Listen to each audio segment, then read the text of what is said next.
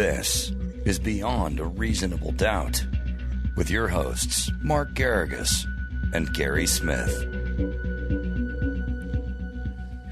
I don't know why, but just hearing Dawson do the intro, Awesome Dawson, just always makes me smile ear to ear. Gary, how are you? I'm great, Mark. It's good to see you, sir. And I couldn't agree more. The dulcet tones of Mike Dawson are they're soothing. They make me feel like everything's right. Exactly. It's like everything's right in the world. It was interesting today. I just saw where the LADA, and I wish I had caught exactly which deputy, had indicated on Harvey Weinstein that they will be ready to go within 4 months. So if that's true, you're looking at maybe Ghislaine Maxwell and Harvey being on trial roughly the same time. That's quite a 1-2 punch. I'm reading an article here that's quoting Deputy District Attorney Cassandra Thorpe, so I'm not sure if that's exactly who it was. Who's going to be the trial deputy or not? Yeah, I would assume it's out of the sex crimes division or that special unit that they've got. But I think that this is in response to probably there was a order to show cause that was issued by a LA Superior Court judge saying to them, why are you bringing him out now as opposed to letting him stay in New York? And so it'll be interesting to see how that judge rules, or whether in the interim they go and scoop him up anyway. And I saw that his legal team was petitioning in a court in Los Angeles recently as well, saying that he's got a cataract in one eye and a sty in the other that's growing, and that he needs 6 to 9 months of treatment, at which point he'll be medically fit to travel. So it'll be interesting to see if that is something that's taken into account. Right. So we'll keep you posted on that. And speaking of LA Superior Court, read this other thing that just came out. Yeah, after COVID-19 outbreaks and the death of at least 4 people who worked in Los Angeles County courthouses, California's Workplace Safety Agency plans to fine the local court system over $25,000 for multiple violations. And, you have sort of been saying all throughout this thing, you guys have both kind of been pointing at Cosby going, I don't know about that. And you have been very vocal about how, none of your restaurants could be open even on the sidewalk with the sun out and the wind blowing, but you're still being compelled in certain situations to go into very poorly insulated, outdated buildings that house the LA County court systems. Right. And I think we've even talked about these are, I think out of those 4 deaths, if it's the same I'm thinking of, I think at least 2 of those were interpreters, court interpreters, who are kind of jumping from case to case to case and having interactions. Just what a tragedy this is. But I don't really understand, and I, admittedly outside of my expertise, but I don't understand why a $25,000 fine from one agency, OSHA, against another public entity seems relatively meaningless to me. I mean, the LA Superior Court would just end up journaling that over out of the budget or something. It's all kind of a shifting of dollars that doesn't seem to make any sense. Judge Brazil, who was the presiding judge for a period of time during this and was issuing a lot of the orders, had taken a great deal of care to try and solve some of these problems, because the issues are that you're getting emergency orders that are coming out of the California Supreme Court at the same time that LA County has to keep certain kind of the trains running on time.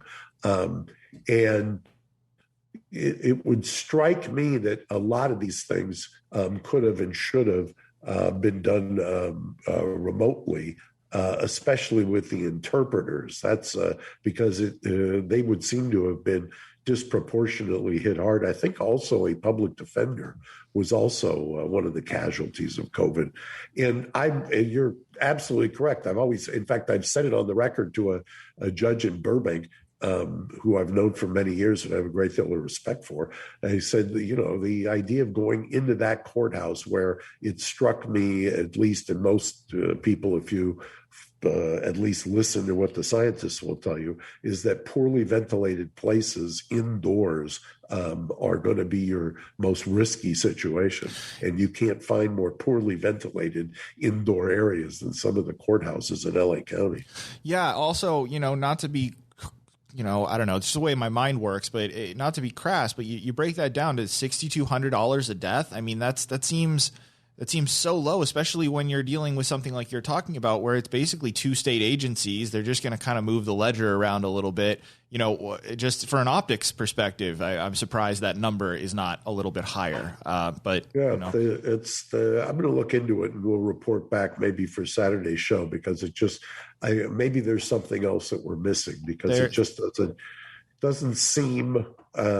It just doesn't seem correct to me. No, I agree. It feels like something might be missing here, but we'll keep an eye on it. There has not been any significant movement out of the case in South Carolina, although we are watching that one closely. There's been some minor developments in the Tom Girardi case. We are also keeping an eye on that one, and we'll continue to update you guys if anything worth noting comes to pass.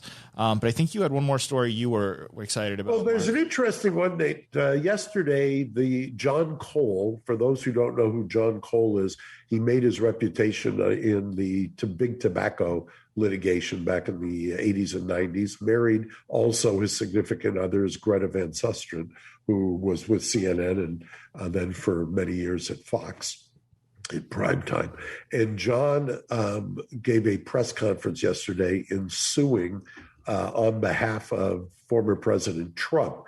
Most of the legal commentators have said their analysis has been that the case is dead on arrival because in order to argue the First Amendment issue, it usually has to be government action.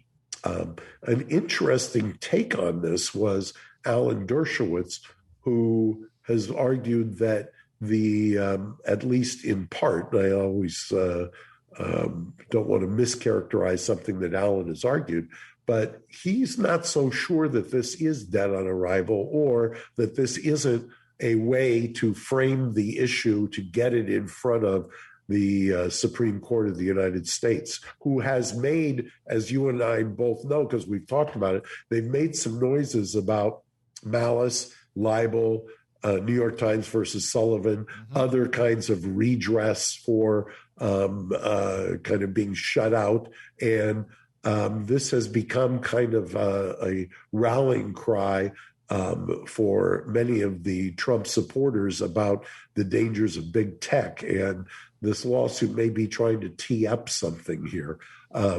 Cynics have argued that it's used as a fundraising ploy.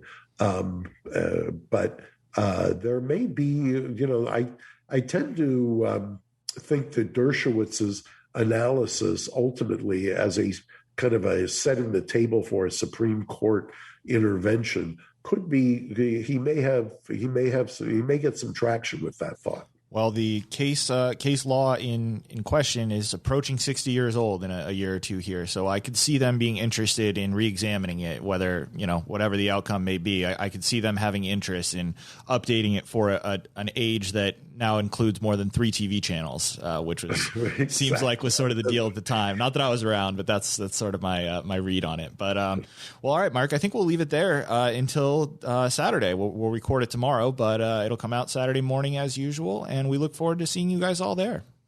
Thank you, Gary. Thank you so much. Thanks, Mark. Have a great night. Bye-bye. You too. Bye-bye. Thanks for listening to Beyond a Reasonable Doubt. Stay tuned for more bonus episodes coming soon.